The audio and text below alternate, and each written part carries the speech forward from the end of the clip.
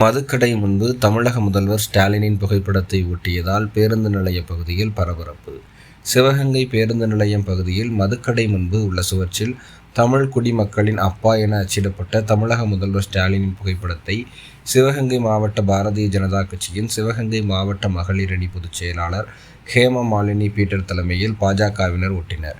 தமிழக முதல்வரின் புகைப்படத்தை ஒட்டியதால் இன்று மதியம் சுமார் 3 மணியளவில் பரபரப்பு நிலவுகிறது.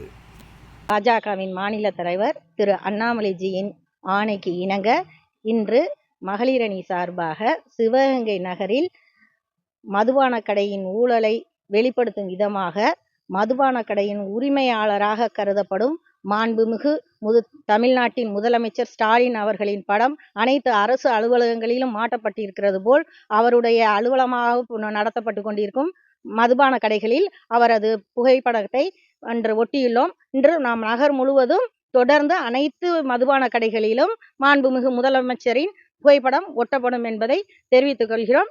எனது பெயர் பி. ஹேமமாலினி பீட்டர், மகளிரணி மாவட்ட பொதுச் செயலாளர், சிவகங்கை மாவட்டம்.